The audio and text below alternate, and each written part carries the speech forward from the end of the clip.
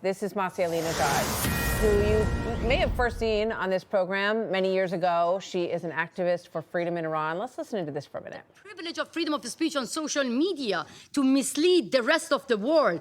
It is not about restoring order. It is about destroying the evidence. If it was not for starting inside Iran, we couldn't have been able to have even these informations. The Islamic Republic does not limit its crimes within its own borders. They kill their opponents at home and target those who expose their brutality abroad. Here, even here, on US soil, and every corner of the world, in Europe, in Canada, in Australia, everywhere. And they are not alone.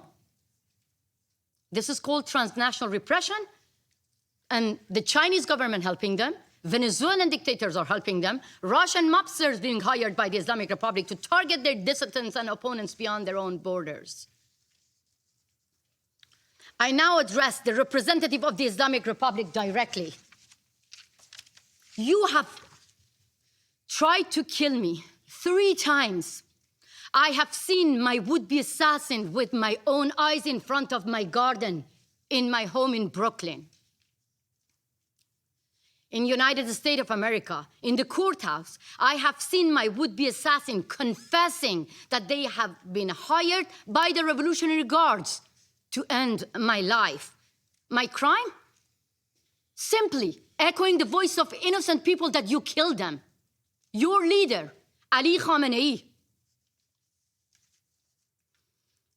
He ordered my killing. He said that American agent who compared compulsory hijab to the Berlin Wall must be killed. I am that woman, and I am not the agent of America. I have agency, but I am thankful to American government and the law enforcement to protect my life. And it was not, if it was not the protection of the law enforcement, I couldn't have been here to testify for millions of people who are facing the same killers, facing the same terrorist regime in my country. Yes, protection matters.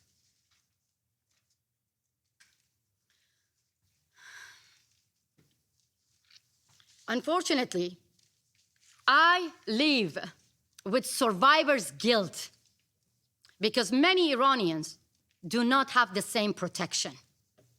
The same IRGC with the same AK-47 killed them in front of the eyes of their family member. 2 would-be assassins received 25 years prison sentence here in New York, and I'm going to face 2 other killers being hired by the Islamic Republic in March, and they are the one who were assigned by the same IRGC member to assassinate President Trump.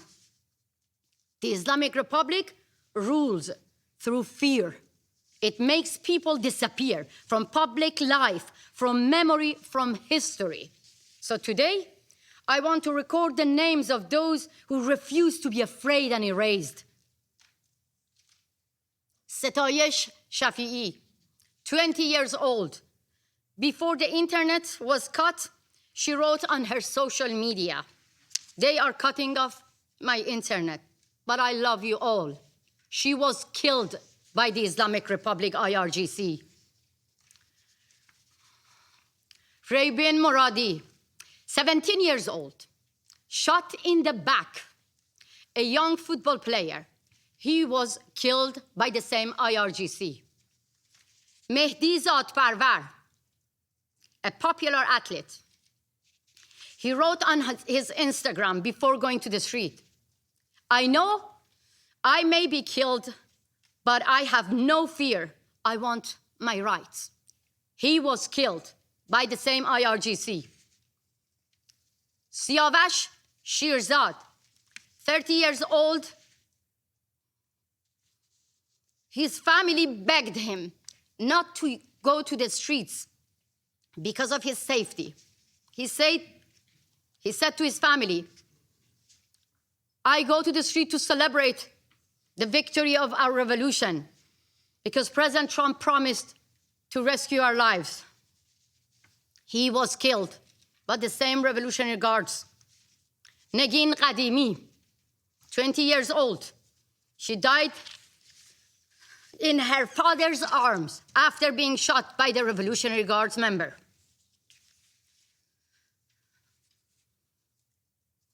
This, I feel guilty that I don't name the rest. The list of names goes on and on.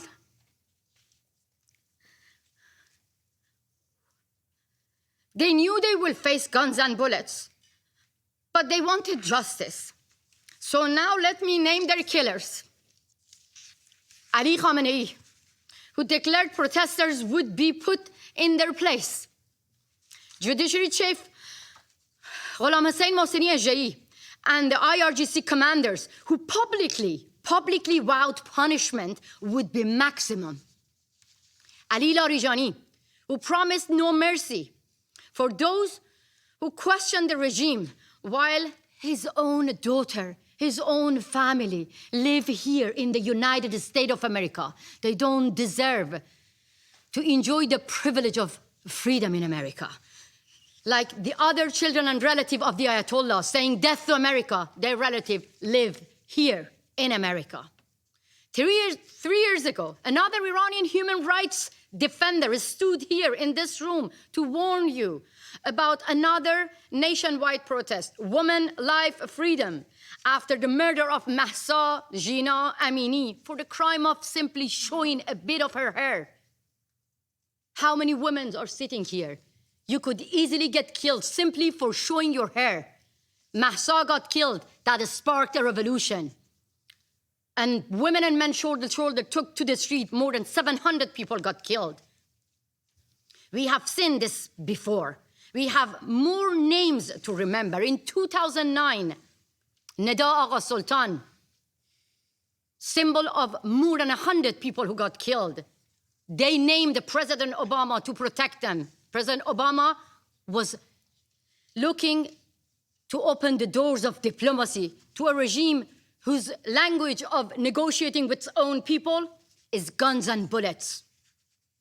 We've seen this in 2019 with Pouya Bakhtiari, who was killed in front of the eyes of his mother, Nahid Shirpishe. At the same time, President Biden was trying to keep the doors of diplomacy open, handing out billions of dollars to the regime that forced the family members to give money to the regime to take the dead body of their beloved one back. Faith, not back-to-back meetings and empty condemnation. We don't need empty words. People of Iran are asking the Islamic Republic, are telling you the Islamic Republic no longer can be reformed, and asking you that the Islamic Republic no longer be treated as a legitimate government. Today, the number of those killed is much higher than I told you. This regime, again and again, cannot be reformed. Let me be very clear. The Islamic Republic behave like ISIS, and the Islamic Republic must be treated like ISIS. This is how you can save lives. Thank you so much. I thank Ms. Alinejad for the briefing. Hey, Sean Hannity here. Hey, click here to subscribe to Fox News YouTube page and catch our hottest interviews and most compelling analysis. You will not get it anywhere else.